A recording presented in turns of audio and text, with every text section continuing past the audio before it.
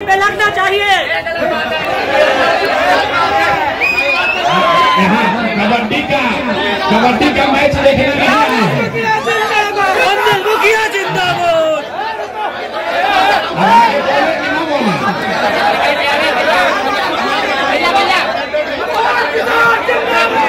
क्या कर रहे हो आप लोग? ये कौन तरीका है भाई?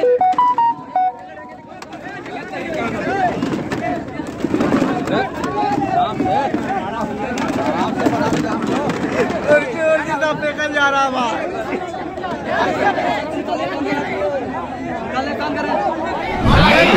भैया बैठे ना।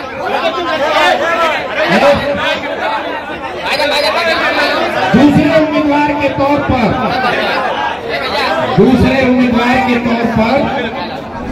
जिन साथी ने अपनी दावेदारी पेश की है वो यहाँ मिर्जा गालिब कॉलेज के प्रिंसिपल। नहीं चलेगा। आपसे पूछे हैं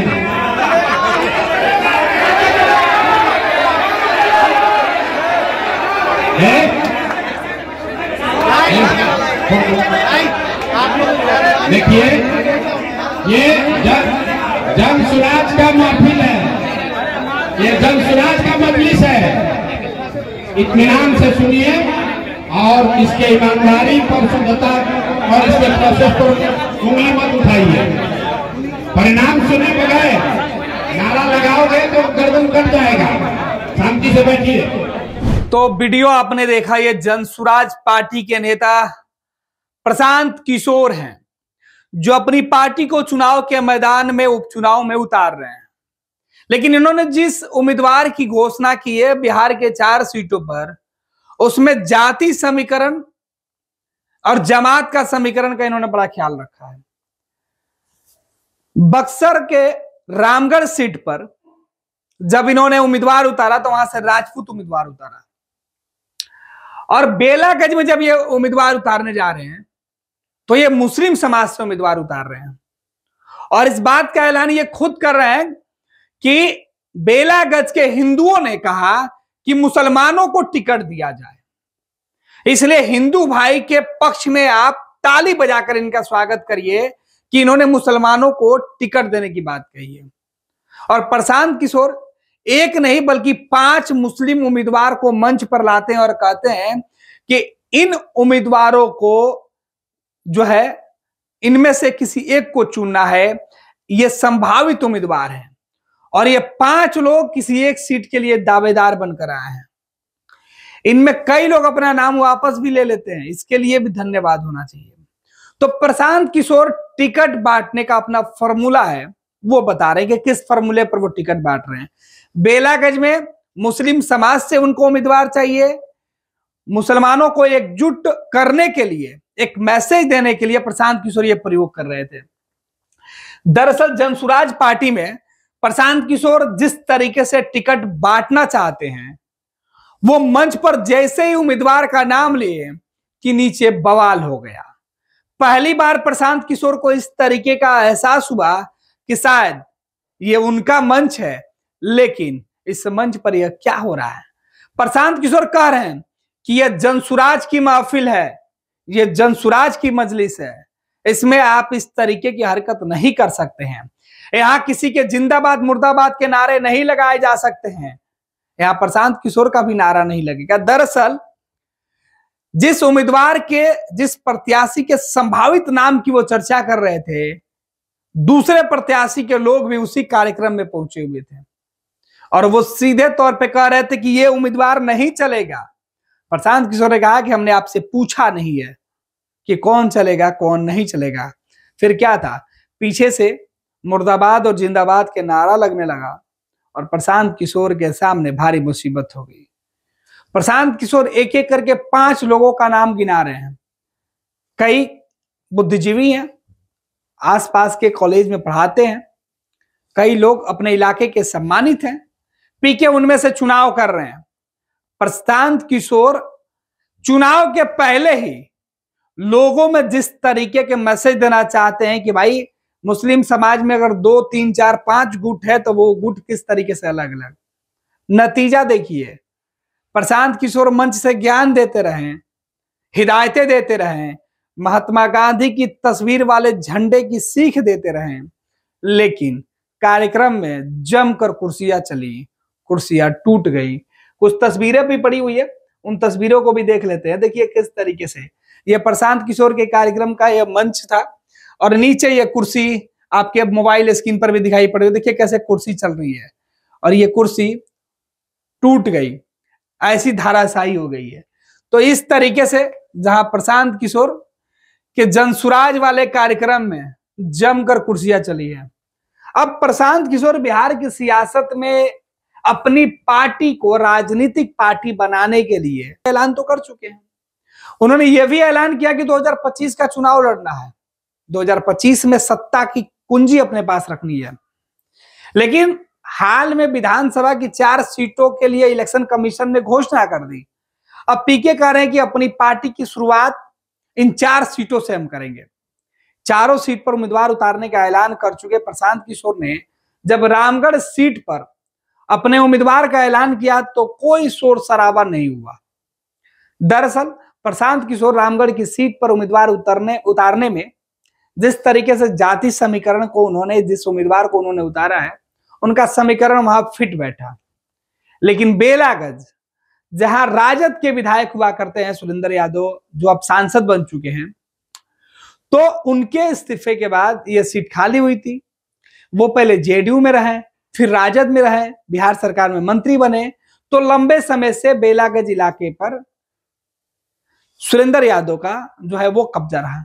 तो प्रशांत किशोर ने यह तय किया कि उसी बेलागंज से, जहां से अब से पहले 5-6 दफे से तकरीबन 20-25 साल से यादव विधायक चुनकर आता था, तो अब वहां से मुसलमान को कैंडिडेट बनाना। दरअसल प्रशांत किशोर एम वाई समीकरण के फैक्टर में एम को तोड़कर यादव के खिलाफ लड़ाने की पूरी कोशिश में है।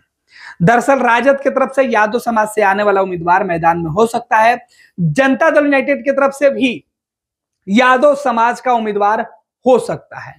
लिहाजा प्रशांत किशोर ने यहां से मुस्लिम समाज से आने वाले व्यक्ति को उम्मीदवार होने का ऐलान किया और यहीं से प्रशांत किशोर की रणनीति जैसे ही लोगों के बीच पहुंची, कुर्सियां चलने लगी। प्रशांत किशोर रणनीतिकार हैं, वो रणनीति बनाते हैं, लेकिन उनकी रणनीति जब मंच पर आज दिखी, उसके बाद वो रणनीति कुछ इस कदर फेल होते हुए भी दिखी। प्रशांत किशोर का पूरा वीडियो हम आपको दिखाएंगे कि देखिए उन्होंने किस तरीके से अपने पार्टी का ऐलान किया, किस तरीके से हंगामा हुआ, किस तरीके से लोगों ने विरोध किया। हालांकि प्रशांत किशोर समझाने की लगातार कोशिश कर रहे थे कि इस पार्टी में जनसुराज जो है, उनकी जो पार्टी है, उसके मूल मंत्र क्या है, उसमें किसके नारे लगेंगे, किसके नहीं लगेंगे। लेकिन जो नेता अपने कार्यकर्ताओं को लेकर टिकट पाने की उम्मीद में पहुंचे हुए थे, अगर उनके नाम का ऐलान नहीं होता है तो इतनी खामोशी से कैसे वो बर्दाश्त कर जाते हैं। लिहाजा अंजाम इस तरीके से दिखाई पड़ रहा है। पूरा वीडियो देखिए, प्रशांत किशोर किस तरीके से टिकट का बंटवारा कर रहे हैं और टिकट का नाम और उम्मीदवार की चर्चा ही प्रशांत किशोर के लिए मुसीबत बन गया। हालांकि यह प्रशांत किशोर का अपने राजनीतिक कैरियर का यह पहला चुनाव है, जिस चुनाव की शुरुआत में, आगाज में ही प्रशांत किशोर को टूटी हुई कुर्सियां और एक दूसरे के ऊपर चलते हुए कुर्सियां देखने का मौका मिला। अपने ही लोगों के विरोध में अपने ही लोगों को खड़ा होते हुए देखने का मौका मिला। खैर तस्वीरें देखिए। ये क्या कर रहे हो आप लोग? ये कौन तरीका है भाई?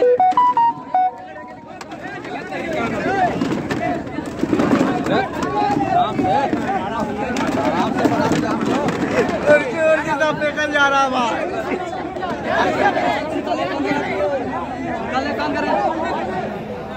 उसके आधार पर ये तय किया गया है कि बेलागंज से मुसलमान समाज का कोई साथी ही जनसुराज का उम्मीदवार बनेगा। और एक बार मैं अपने मुस्लिम साथियों से ये गुजारिश करूंगा कि उन सारे हिंदू भाइयों के लिए एक बार आप ताली बजाइए जिन्होंने स्वेच्छा से कहा है, जिन्होंने स्वेच्छा से कहा कि भैया बेलागंज में आप मुस्लिम साथी को लड़ाइए क्योंकि उनका ये हक बनता है। और सारे हिंदू समाज के अलग अलग लोगों ने, चाहे वो कुशवाहा हो, भूमिहार हो, अति पिछड़ा हो, दलित वर्ग के लोग हो, सब ने कहा है कि जब सुराज से भैया किसी मुसलमान साथी को चुनाव लड़ाइए, कोई दिक्कत नहीं। तो मैं चाहता हूं कि जैसे हिंदू भाइयों ने अपना दिल बड़ा किया है, तो सारे मुस्लिम साथी भी एक बार इस बात का इस्तेमाल करें कि हिंदुओं ने इस बार आपस के हिंदू मुस्लिम झगड़े में पड़ने की बात नहीं की है। एक ही बात कही है कि कोई नेक दिल आदमी जो बेलागंज में सबको जाति धर्म से ऊपर उठकर यहाँ के लोगों की खिदमत करे, ऐसा आदमी चुनकर आना चाहिए। पिछले भाई कुल यहाँ पर 5 साथियों ने अपनी अपनी उम्मीदवारी पेश करी है।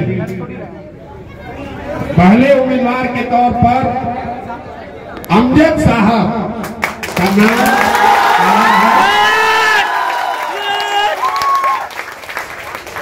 दूसरे उम्मीदवार के तौर पर और भी लोग हैं। आपने तारीख में ये नहीं कहा कि पहले हो गया अमजद साहब, रिजल्ट से पहले ही एकदम उतावला हो गया। और इसी पे लगना चाहिए। यहाँ कबड्डी का मैच देखने में मुखिया जिंदाबाद।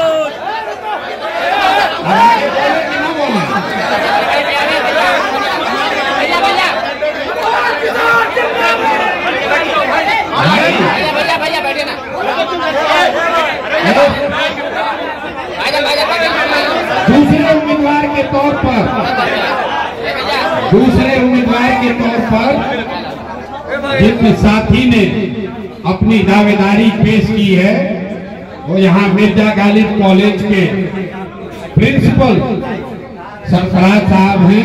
एक बार मैं चाहूंगा कि अपना खड़ा होकर आप भी इस्तेमाल करने का खड़े होकर कर दिया। नहीं चलेगा। आपसे पूछे हैं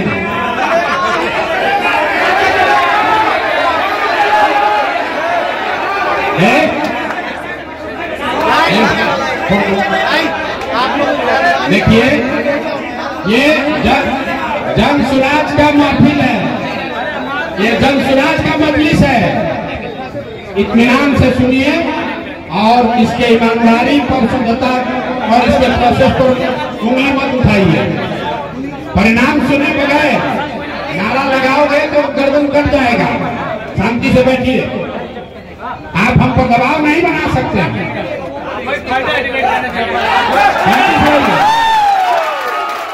यहाँ ना आपके पैसे का जरूरत है, ना आपकी संख्या की जरूरत है, ना प्रशांत किशोर जिंदाबाद का नारा लगता है, ना हम अपने नाम का झंडा लगाते हैं। एक ही झंडा है, महात्मा गांधी का झंडा। एक ही आप लोग सुनते हैं टिकट बिक गया 2 करोड़ में। हम आपको मन से यहाँ घोषणा कर रहे हैं, जो आदमी भी अभी चुनकर यहाँ तय किया जाएगा, गरीब से गरीब घर का भी अगर बच्चा चुन कर आएगा, उसको जन सुराज अपने खर्चे पर चुनाव होगा। धैर्य रखिए, 5 मिनट सुन तो लीजिए कि कौन कौन लोग हैं। बैलेट पेपर देखने से पहले ही बूथ लूटने पहुंचे। तीसरे साथी के नाम पर, तीसरे प्रत्याशी के तौर पर या संभावित उम्मीदवार के तौर पर मैथमेटिक्स के बहुत बड़े विद्वान और मिर्जा गालिब कॉलेज में ही प्रोफेसर, आप अपना एक बार परिचय। प्रोफेसर खिलाफत, मैं नाम बता रहा हूं, खिलाफत हुसैन साहब का भी नाम सामने रखा गया है।